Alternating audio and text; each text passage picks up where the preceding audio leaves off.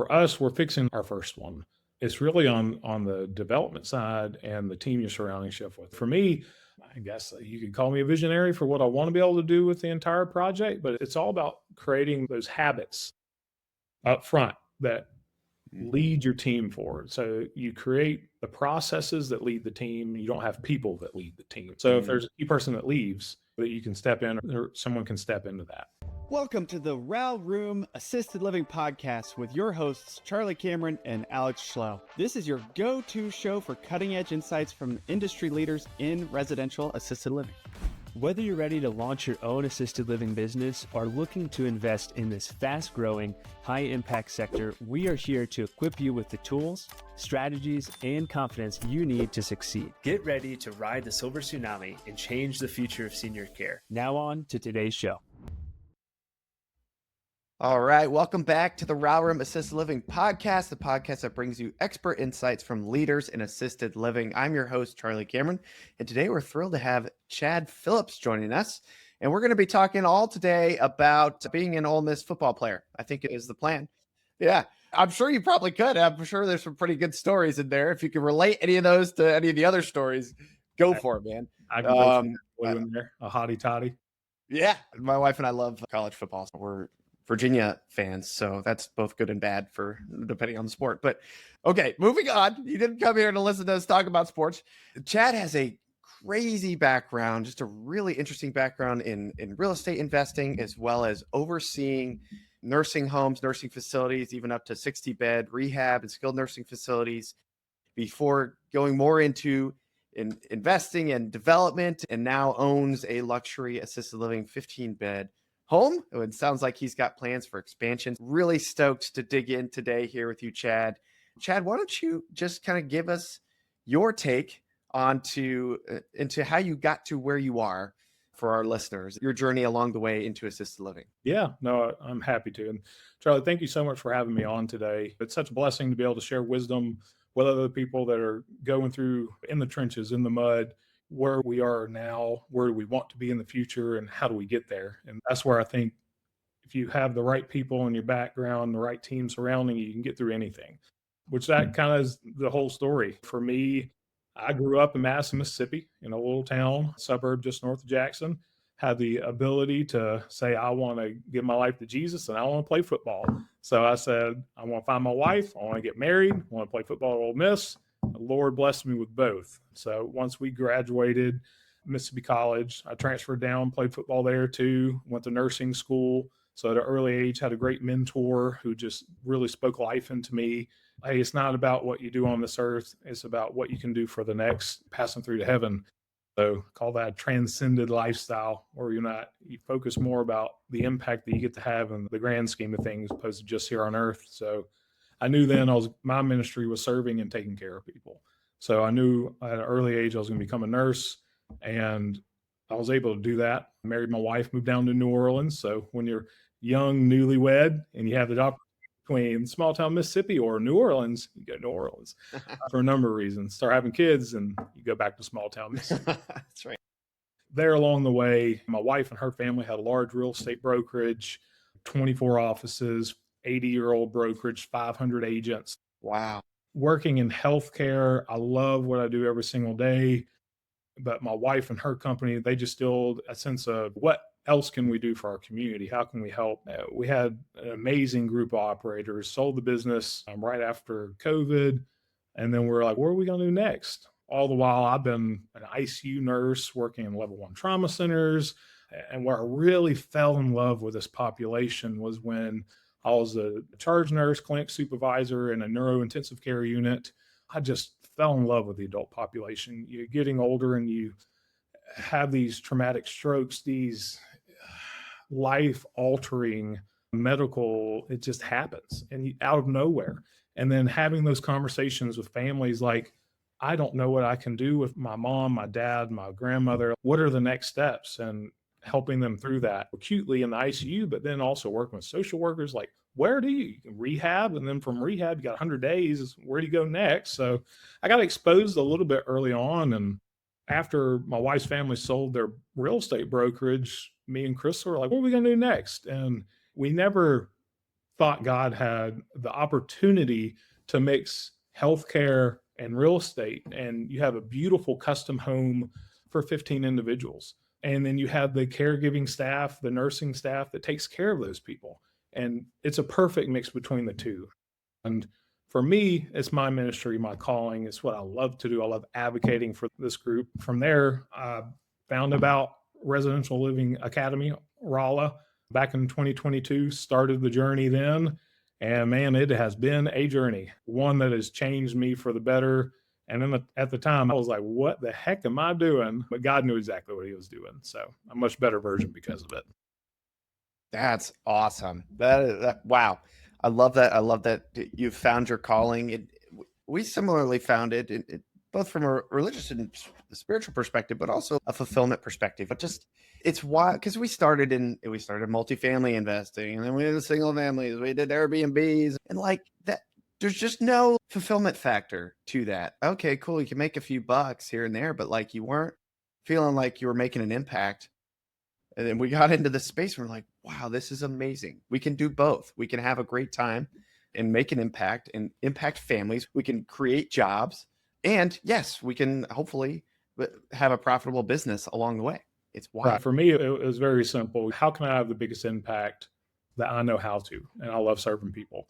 And when you really look at, I can make money on a multifamily. I can own the single families. I can own the Airbnbs. And we did all that. I've done all that. And like you said, at the end of the day, honestly, I cannot bring any of these pieces of property, these structures, these bricks and sticks, plumbing and toilets. I can't bring those with me to heaven.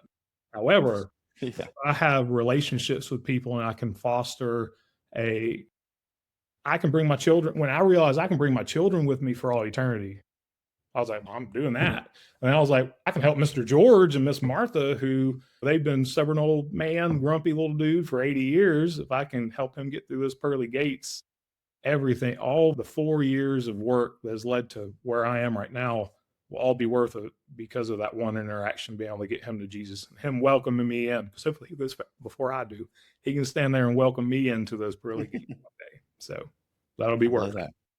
I love that. Yeah. And every home has their stories of all their residents that have come and passed. And it's beautiful. And they usually have memorials to them, and they name rooms, they name courtyards. It's just really cool over time to see how that develops and the impact that the residents make on the homes and the owners. It goes both ways. Yep. I have stories going back for years from the people who have touched my life in the ICU. And I know hopefully I've had an impact with them as well. But God puts people in your path for a reason. And I can think of no better way than helping somebody when they need that help and they need that advocate. I played offensive line, so I protected my quarterback. I feel like I can protect, these individuals at this point in their life where they need someone to stand up and advocate for them and not just be a number, but be an individual and have an individualized approach to the golden years. Mr. George likes coffee at 5 o'clock in the morning and he takes a nap, and we're going to do that. Or Miss Martha likes to sleep until 9 o'clock. She'll have breakfast in bed right before she gets her lunch tray at 11. So that's fine. Do that. I love that you pulled out the football reference. You took the game and you made it happen. Love it. So Chad, give me a little bit more background of your real estate and investing experience, and then why it sounds like you developed the Oaks from the ground up, why you chose to go that route. Yeah, absolutely. How do I put it? In New Orleans, there's a lot of older buildings. It's been around for 300 years and they have 300-year-old problems. There's lead, there's travertine, there's the plumbing underneath. It's just, you don't know what you're getting into until you get into it and figure out real quick, oh my goodness, I don't know what I stepped into.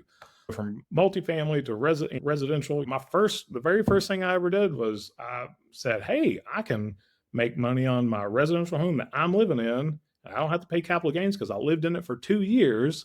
And you sell it, you have that chunk, and you just do it every 2 years, every 2-year cycle. You just get that lump sum of cash that you can put into residential homes, single family. So I really like single family because very relational.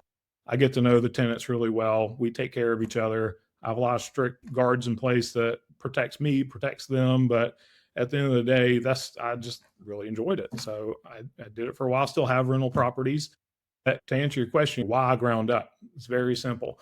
I don't know what's underneath the ground. I don't know what kind of pipes there are. I don't know the system. And when you think of, I kind of akin it to a sorority house full of the Golden Girls that need a little extra help, have gotten older. You want all the systems and processes to work. You don't want the trip hazards. You want to know the sprinkler system is going to keep them safe in case something happens. And yes, you can retrofit a building, but you may be surprised that we built a 13,000 square foot home for these 15 individuals. If you take a 6,000, 8,000 square foot home, the amount that you're going to have to spend to retrofit, unless everything's perfect that you don't know about, you're probably going to end up spending close to about the same if you were just to build from the ground up. Yeah, that's wild. Because you only need 15, 20% down in order to get the construction loan. Either way, when you look at it like that, it's not that much more to do construction. You'll have ongoing interest monthly and all that jazz, but you know what you have at the end of the day, and you know that it's safe for these 15 people. When I leave and I'm not there, I know that they're safe. That's the biggest peace of mind I can, and for families too.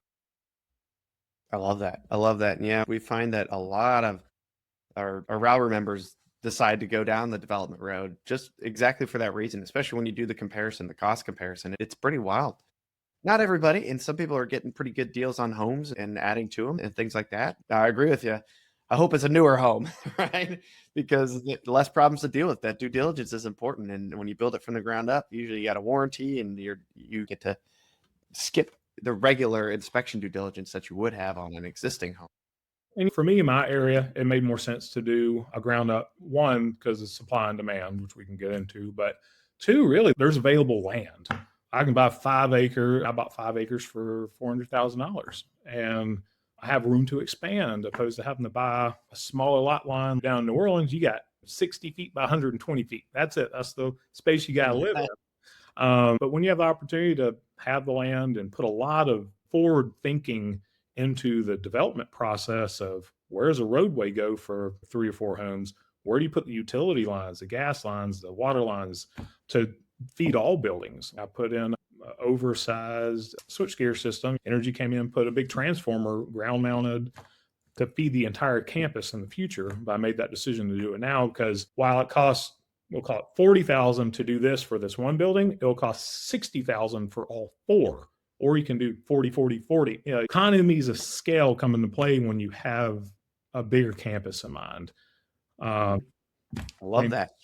The campus model is so cool. It's so cool. It makes so much sense. It's so efficient, and you can grow at the pace that makes sense for you.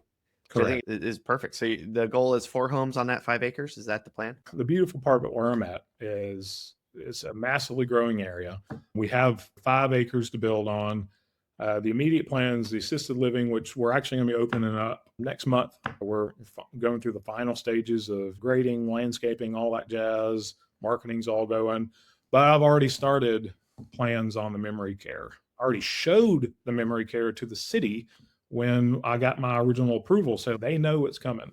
Now, God's going to decide what to do with the rest of the land. There's 40 acres behind me. There's 5 more acres to my north, and there's 30 acres to my south that I could just grow into something truly special. But if I could wave a magic wand and get exactly what I want, it would be a combination of 15 assisted living beds, 15 memory care beds, a group of townhomes for independent living that I would own, just rent them out just because it doesn't make as much money. But I love the fact that a senior that's call them 65, they want the amenities. They want to know that they can progress through, but they don't want the headache. They want to have a small home around their grandchildren and family. And then they want to have the Orange Beach condo that they go to for half the year, and then a place to go skiing. But to know that they have their home base and they can progress within the same community, because we also have plans for a wellness and longevity club on the front that'll have tennis courts, pickleball courts, pool,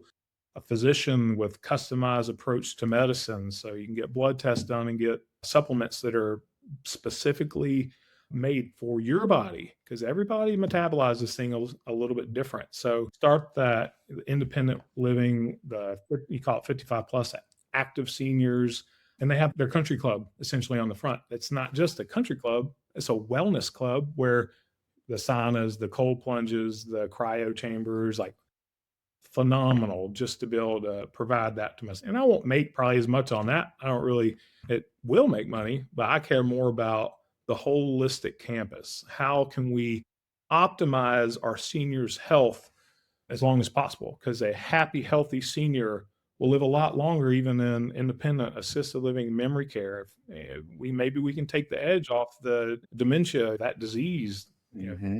with changing dietary habits. Like it's all so powerful, but It is. bring it into one beautiful campus where the caregivers are going all throughout, making sure, and then they see the same people for years as they progress in age. That's the beautiful magic wand vision, but I think it's very much doable. Love it. And I love the trend. We've had more and more folks on the podcast that are focused on the kind of whole person health concept, right? And it's getting sunlight, it's eating the right things for that person. It's getting those social aspects, it's getting out there and having those wellness opportunities and options available versus the routine of just sit in the bed and get up and eat the same mac and cheese and hot dogs. And like, there's a reason that fails. Running a residential memory care home is not just a calling, it's a maze of licensure, paperwork, zoning regulations, and day to day challenges that can feel overwhelming. That's why so many successful operators partner with Legato Living franchise. Legato Living does more than just help you open a home. They help you open it the right way so you can stay focused on what matters, providing exceptional care to those living with dementia. And once your doors are open, it can get lonely at the top. As a Legato Living franchisee, you are never on your own.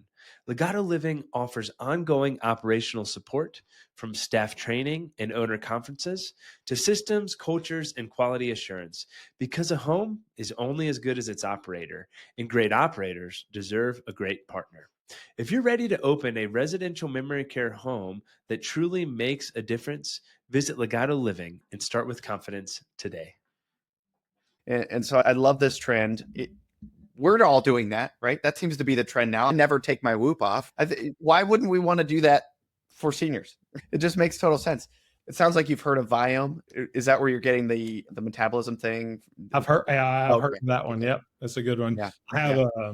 I have a group that can compound all the supplements here locally and all that jazz too. And I have a wellness doctor who's already on board. He's like, man, if you build it, I'll be there.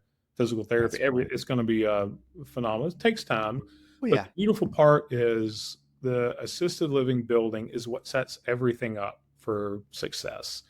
You have 15 seniors are well taken care of. Everyone falls in love with the concept, and you just build gradually over time. It's not something you have to get done in a 2 or 3 year span. Look, it's taken me 4 years to get to this point. But one, you're centered in what you believe. And for me, I love Jesus and I put him at the center of all my decisions and he helps guide me through them. And you surround yourself with like minded people that are on the team that love primary care, that are wonderful physical therapy, occupational therapy group, that are absolutely great at pharmacy skills. I'm a chink in the chainmail of my group and the people that I pulled together for this project, and I'm only better because of them. That. I love that. I'm looking forward to our episode a year from now when it's complete. Yeah, Yeah. we'll open up the memory care year from now. Definitely. Okay. I love that. I love that. So you're about to open your doors on the 15 bed. Thus far, with the development and getting ready for that, what's the most surprising challenge you've faced so far, and how'd you overcome it? Yeah, my own naivety. So Yeah. in New Orleans, if a piece of property is zoned to allow for something, you just go through your normal process and it's just allowed. Part of mine and my wife's journey was we found a piece of property in the Madison County area. Demographics were perfect. Daughter Judy's lived right next door, affluent, everything you need. It was 5 acres. It was even advertised for sale as senior living or senior housing. So we're like, oh, no brainer. Zone commercial, C2. We don't have to fight the HOAs and all that. We're like, oh, we're good. So we had 1031. So we're like, we'll just buy the property. 1031 funds. That was a critical mistake because I naively didn't think, oh, there's a historical overlay district on this property. And that group did not really want nursing homes or senior housing a part of that portion of the community. So they fought me tooth and nail for a year and a half. I had meetings with all the neighbors, all the surrounding business owners, everybody. And in my mind, I was like, this shouldn't be as much of an issue. And then planning and zoning approved us. The county supervisors were about to approve us as well. But I had a meeting with a large landowner next to me that said, these old people are going to come out here and die and drop my property value. That's when I immediately took a step back and said, God, what do you want with this property? So me and my whole family, we went out, big old circle. There's a whole bunch of us Phillipses, and just prayed over the property and said, God, this is your property. You do with it what you want. I'm stepping out. I'm a conduit. I'll do whatever you want to do with this. Within a month, God orchestrated a buyer to come and purchase that property in cash, more than what we paid for it. And then within another month, we were in front of the city of Gluckstadt that said, man, we don't have anything like this. We'd love for you to come here. What do we need to do? So we went from fighting for almost 2 years to allow us to go on this property to God saying, I got you. Let me show you what I can do. I just needed you to step out of your own head and just give it to me. We're proud to, within 6 months, we went from fighting in court to breaking ground. That was Wow. amazing. That's awesome. But it's all because I just stepped out and I did everything right the second time, made sure you got conditional use approval, all the things, bought the property, and we started construction. So it was a massive blessing. But man, it was hard. Like I really had to give up a lot of myself, human wise. I was like, yeah, I thought I could do it. You can do it. I have to step out of it and let you handle this. And he did. He's been showing out ever since. Yeah, there's two things I want to hit. One is due diligence cannot be understated in development because it determines whether the project can or can't go. And so it's arguably the most important part. And we've been down that road and we've failed on specific properties and stuff and learned our lessons as to which things to do first and which things to do later in due diligence to save money. But the other lesson to be learned there is that no matter what your mission is, your project is, your goals are, you have to fail your way forward and fail your way to success. For most of us, the first property probably won't be the right one. Nope. But that's okay. That's part of the plan. That's just that you learn, you move on, and by the grace of God or some other miracles, something will still happen as long as you do not give up and you are willing to continue the effort. I said it took a lot of God and a lot of grit to get to this point. So you can't give up just because you hit roadblocks. Sometimes those roadblocks may be there for a reason to protect you from something. God may have bigger, better plans and you don't know it, but along the way, it says 365 times in the Bible that do not be afraid, one for every single day of the year. So as you're going through the process, whoever's listening right now, don't be afraid. Just have faith that you're doing what you're supposed to be doing, and God's going to get you through it. You got to be smart. We got to be wise as a serpent, but innocent as a dove. So you got to be able to think and surround yourself with the right people. And just like I've done with Residential Assisted Living Academy and the RAL room, y'all are doing right. Y'all are those resources for people that you don't know what you don't know. But if you surround yourself with the right people, they will help you through the process. That's 100% right. People who value giving value to others. Right? That's right. Have you read The Go-Giver? You seem like a go-giver kind of guy. So many people told me to read that one. Holy smokes, dude. Chad, come on, man. You got to read it. It's a short read. You can do it on the next plane flight. It's worth it. It's a good one. But yeah. Okay. Getting back on track here. What's perhaps one of the biggest lessons you've learned from your experience in assisted living thus far, either on the management and nursing side or developing your? Yeah, that's a great question. For us, we're fixing to open our first one. It's really on the development side and the team you're surrounding yourself with. For me, I guess you could call me a visionary for what I want to be able to do with the entire project, but it's all about creating those habits up front that lead your team forward. So you create the processes that lead the team. You don't have people that lead the team. So if there's a key person that leaves, that you can step in, or someone can step into that. For example, I have an executive chef who's coming in. He's worked in Michelin star rated restaurants in New York. He's done everything all the way to this point, but coming in as chef ready, I can't have you be everything for the staff, for the kitchen. I need you to create processes. That way, if you're sick or something happens, Lord forbid, I can fill somebody else. And that's what it is. Create the habits. What was it? Atomic Habits is a really good piece Oh, on books. such a good one. Excellent Such book a good one. to form that foundation for what you build off of. That's my biggest takeaway so far. Once I get open operation, there's going to be issues that happen, but you always fall back to your core belief, and we're doing right by these residents no matter what. There's going to be some Dr. Judys that are more like Karens, some Brads that are Chads. So you got to learn to be able to communicate with people. That's one thing where, as a very seasoned ICU nurse, I've had to deliver some of the very worst news in this world to families. But at the same time, I've also had the ability to talk about miracles that have happened for some families as well. And they still keep up with me today. I see Miss Karen or whoever out in the community or on Facebook, and I'm like, I love seeing these posts. So it's such a rewarding, fulfilling career that you can have. There's going to be stumbling blocks, and every operation has its issues, but it comes back to, is this a transactional relationship or is this transformative for these families, for these residents? How can I have the greatest impact while also having the greatest impact? Yeah. I forget what the quote is, but it's like nothing worth doing is easy kind of thing. If you want to accomplish great things, make big impacts, it's going to be work. It's just going to be work. Okay. That's it. That's it. You have the option. You could not do the work and do mediocre things, or you could do the work and do incredible things. So it's really what it comes down to. Chad, a more tactical question for you. How did you finance this development project? I know sometimes land happens first and then the rest. And so walk me through how you went about that. I mentioned earlier that I had a great foundation of my wife's family who have owned real estate for years and years, literally generations. And for us, we didn't start out with a whole bunch, but we started out with enough to where we could buy our first house. And for us, we snowballed. Just like I said, every 2 years, you don't have to pay capital gains for, if you're single, $250,000 on your primary residence, or if you're married, up to $500,000 on your primary residence. So you start with call it a $250,000 home. You build a little more equity, and every 2 years you just cycle through till you have a little bit bigger jump.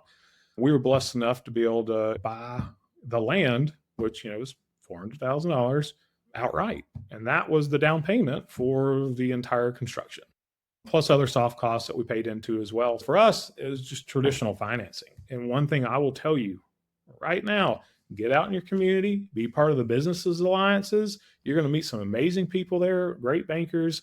Those community banks, if you can qualify for it, we qualified for just the conventional financing. I think we're at 7% for 18 months, and then it'll float down to wherever the current rate is during construction, and we'll be locked in for 5 years on a 25-year AM. We got really great terms. Awesome. Because of that relationship that I formed with Citizens National Bank. Shout out to Johnny, awesome guy.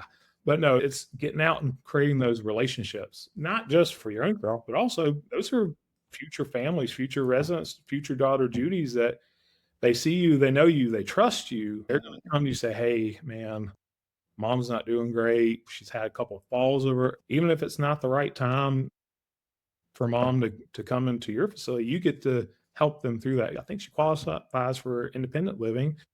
Let's go that route. And if things progress, keep me updated. I'd love to help in any way. Just be a resource to people, and it all pays off in the end. But no, we're doing that, which will lead to a great evaluation. I think Brett was on the other day talking about, and it was very akin to what Brett was saying. We have a $5.2 million valuation that builds a lot of equity to build the memory care. So yeah, I spent $400 on the land up front, but that equity in the assisted living building will now be what I use to build the memory care. So I'm not out the down payment on the next one. Yeah. And I've already put in the infrastructure, put in the sewage, the roadways, everything else that all counts toward that memory. Just said, man, yeah, we're good. Y'all just, when you're Sounds ready. great. Yeah. Once y'all get 1.25 debt coverage ratio, we'll go ahead and lend you for the next building. Just have everything ready to go. So I was like, all right, Johnny, you got me. I got you. Let's do it. Yeah, it's been a while since I've said this on the podcast, so I just want to say it again, which is everyone that you interact with, the city, the lenders, they're part of your team. You need to get with them being part of your team. I get it. I've had lots of lender frustrations, lots. Okay. And we've seen a lot of crazy things happen with SBA loans last minute as well. However, those folks are part of your team. And you kind of have to just have that mindset that we've got to work through this together. It's not always on them how much paperwork has to be done. That's just sometimes a requirement. But building relationships with lenders, man, it can really pay off. When I bought my first rental property, it was 2 fourplexes right next to each other. I went to a local bank. I came with a binder, the whole analysis of everything prepared. And they were like, wow, we've never seen someone walk in with this prepared. They're like, sure, we'll fund you. And then after that I was like, hey, I want to do 16 more. And they're like, okay, when? How much? Right. And so it was that relationship performing on the first asset that really builds upon itself, and it'll allow you to just like you said with Johnny, you're going to show it's going to perform. And then they're going to say, yes, we want to back this community-based project. We love the project. We love you. Let's do another one. I just love that. Yeah. And I'd say when you walk into a bank, have everything ready to go. One thing Johnny told me, he would ask for something. I have a Google Drive with every single, it's meticulously laid out. And he would ask for something literally within 2 or 3 minutes. It was in his email. He was like, I've never seen anybody get information to me as quickly as you were able to. It's like, yeah, that's how I'm going to run my business. He was like, that's right. Good. Sounds yes. great. Yes. Well, the same can be said for lenders, right? If you get a lender that takes 4 days to respond to you, something's up, right? It's like, is that who you want to bank with? Exactly. That wouldn't be my first choice. Okay. On the development itself, 15-bed home, is there anything, knowing what you know now, that you would have done differently? There's a few infrastructure things I would have adjusted, but we had the opportunity to go through, fine tooth comb a lot of this over the 2 years I was fighting to do it on this other piece of property. So it was plug and play, but then but that property, they weren't really going to let me do the memory care or anything else. It was a fight just to get the assisted living. I even presented, I was like, I'll put commercial buildings on the front. We'll have farmers markets. Nah, they just didn't want to hear it. Just take your time. Have really great architects, wonderful engineers, part of your team. Write them thank you notes. Like my attorney the other day, I wrote him a thank you note because he helped me with something. He was like, man, I haven't gotten a handwritten thank you note in years. And he called me to tell me that. Create that relationship with the engineers, with the architects, so that they feel invested and they're excited about it, and they can market it on their social media when it's done, because it's going to be beautiful, one of a kind project for a special community. That's cool. Create those relationships, because they're going to, hey, this is going to be an issue later. I've seen it before. You're like, thank you so much for pointing that out, and we can address it now, opposed to costing 3 times as much to fix in the future. That's so good. I need to get better at writing handwritten notes. It's been a while, and you're right. Nobody sends them anymore. So that is a huge differentiator for sure. You just do it once a week. Call it on Thursdays, because it's still the work week. Write 5. 5's easy. You can write 5 thank you notes, and then just put them in the mail for Friday, and they get them by Monday or Tuesday next week. And they're probably going to call you, or I've gotten texts like, thank you for that. They're thanking me for a thank you note. That doesn't make any sense. It has an impact. Dude, I love that. I'm putting that on my calendar next week. I'm going to start. Cool. I love that. Okay, Chad, what are the biggest trends you're seeing? You've been around the senior population for quite a while. You've been tuned in to assisted living for quite a while. What are some trends you're seeing in the industry, especially in the residential sector? Yeah, as far as senior housing specific or residential? Residential assisted living. Oh, yeah, okay. It's really, in my market, is completely different from the New Orleans market. I have a good friend that he operates homes in that area. He does really well. For my market, we are the first residential style assisted living in the entire state of Mississippi. Like, we are setting the standard going forward. So it's a harder market to get into, because you have to have a nurse for 8 hours a day and everything else, and that increases the threshold. What it comes down to is there are some bigger box continual care model groups here that have done a wonderful job for 30, 45 years. But they're older buildings, they're bigger boxes, hundreds of people. You just feel like a number. And what I've seen Mhm. is my dad's 81, so I'm right there as a son Chad, daughter Judy, of I want something special for my mom and dad. And it doesn't exist. And we can either complain about it or we can do something about it. And for me, this model doesn't exist in my area. And everyone I've talked to said, this is wonderful. Like, why does this not happen? Look at areas that just don't have this, or they're, yeah, wherever the big boxes are, they've done enough research and demographics to where Yeah. Yeah. your 15 beds will fill up almost immediately if they're filling Guaranteed. Yeah. 100 beds. For me, look at the demographics. I called and secret shopped every facility around here, and oh, we're full with wait lists. We'll call you in 3 months. I'm like, opportunity.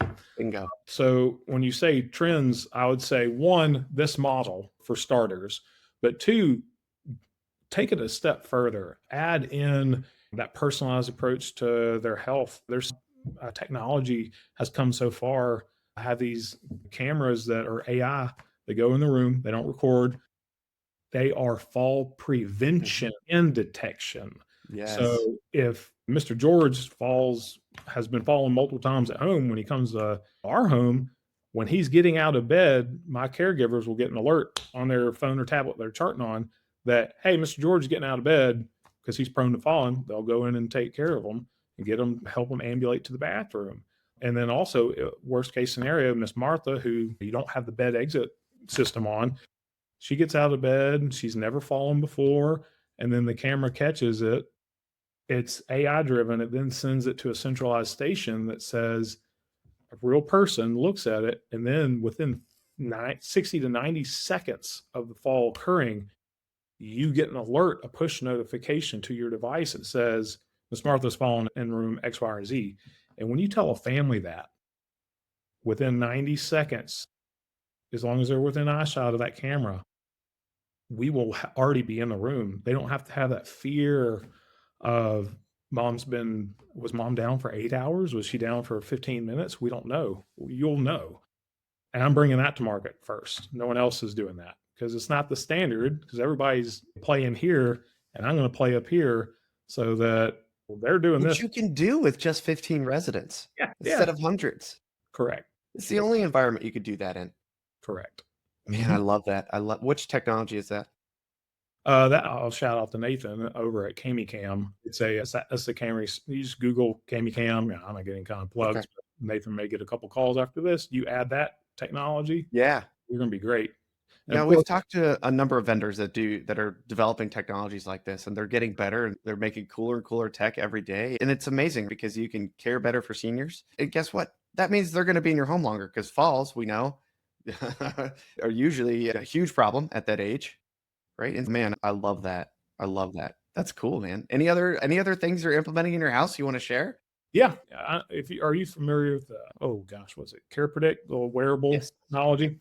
Yep. Yeah, they have the fall and all that stuff. But Mhm. really, coming from an ICU standpoint, I love the analytics. I love being able to see how much Mhm. time someone's spent in the bathroom because they may have a UTI. Love seeing the Mhm. SpO2. I love that they can see if gone into AFib or flutter or whatever. Just those little tweaks, and they're not that crazy expensive to the bottom line, will set you apart from everybody else in the area. And you can market the mess out of it and just it'll be a wonderful technology. We're looking at the Care Predict and for the geolocation. So if they create a Mhm. little bubble in their room, it lets them know if they get out of there within the living spaces, within our courtyard that we have. Because we're on 5 acres and kind of more rural area. But if I see them walking around the walking trail on the pond with a caregiver, or if they get outside of the geo fence that you put, it's like, hey, someone may be wandering off, and you can see where they exited on that geo fence and say, okay, he's walking up the driveway right now. Let's go get him. Not that should ever occur. Yeah, but better to have it and not need it. That's correct. Absolutely. Yeah. They just came on the mastermind and did a demo for us. We loved it. Everybody loved it. Yeah, love to hear that as well. It's not like it's thousands of dollars more expensive. It's tens of dollars more expensive. So it seems like a no-brainer investment. And you're right, in terms of marketing, no-brainer. No-brainer. What families will love that. Yeah. And I don't have to put an expensive call light system in because they're Mhm. wearing it. They can talk to the caregivers. It's a no-brainer, in my opinion. If you can put it in implement it into your systems and processes, it's a good tool. I love it. Love it. Chad, this has been awesome. For anybody that's listening, that's on the fence about getting started in residential assisted living, whether they should start their own home, maybe they have a little bit of real estate background, maybe they have a little care background. Everybody has a story about a loved one. What would you say to them? Man, I've always been one to put myself in other people's shoes so that I can understand where they're coming from. Daughter Judy's, they think of things differently. I'm at that point where my own father may be there. Think about the way you can have the greatest impact and live a life that you can look back on and say, man, this was worth it. The impact that you can have for these 15 seniors at a time, over time, 20, 30 years, you're looking at hundreds of lives immediately in the building, not even including the family members in their sphere of influence and their social bubble that have been affected by your decisions now. So give it to God and put in a lot of grit. You're going to be successful in this industry just purely by the demographics. We can talk about it forever, but at the end of the day, there's just not enough beds, and there's not enough people who truly care about these individuals on an individual basis. Just put your heart into it. People are going to see that, and you're going to fill up. I love that. That's a fantastic note to end on. And Chad, if people want to reach out to you to learn more from you, how could they best do that? Oh, just easy. We have a landing page. Our website's almost done, but our landing page is up, oaksresidence.com. And then reach out to me, Chad at oaksresidence.com. I'm always an email away and love to have conversations. If you're here local, I met with some other local people who are looking to do something similar. Had them come out to the property, gave them a tour. I'd be happy to do that. I'll do a virtual tour. I'll FaceTime. Yeah. Because Love at the that. end of the day, the more beds that we can create that are this high quality, the more impact that we get to have. And if I can be a resource, by all means, just reach out. I'd be happy to answer questions. I love that, man. You do have a go-giver mentality, so you need to read it so that you know what I'm talking about. Yeah, I'll learn a couple of things and implement it even more. Chad, this was awesome, man. I love your energy. I love your spirit, and I love everything you're doing. So I'm really looking forward to having you back on in a year. We could hear how that went and how the memory care is coming along. And dude, I wish you all the best and all the luck in the world. Absolutely. Thank you so much for having me. And I just pray blessings over every single person that's trying to go through this process. It's well worth it, guys. Just stay in there. Love that. Thank you so much for coming on today, Chad. My pleasure. Have a great day. Thank you for tuning in to the RAL Room Assisted Living Podcast. We hope you found today's episode insightful. If you enjoyed it, make sure to leave us a raving 5-star review. And a quick review helps more listeners find the show and more seniors get the exceptional care they deserve. And don't forget to subscribe so you never miss an episode. And just so you know, we have prepared some free resources for you to help you succeed in residential assisted living in addition to this podcast. Head over to theralroom.com, that is the RAL room.com, to download our free 10-step guide to launch your first or next residential assisted living home, or our 10 reasons to passively invest in residential assisted living ebooks. And if you're ready to take the next step and make real moves in the RAL industry, join us in the RAL Room Mastermind. It is an exclusive community where we deep dive into everything you need to launch and grow your own residential assisted living business. You'll get access to recorded courses, live calls with industry experts, a RAL calculator, resources and tools, like-minded entrepreneurs, funding opportunities, and an expert networking community to help you along your journey. Be sure to join us next time on the RAL Room Podcast as we continue to explore the world of residential assisted living with more great guests. See you then.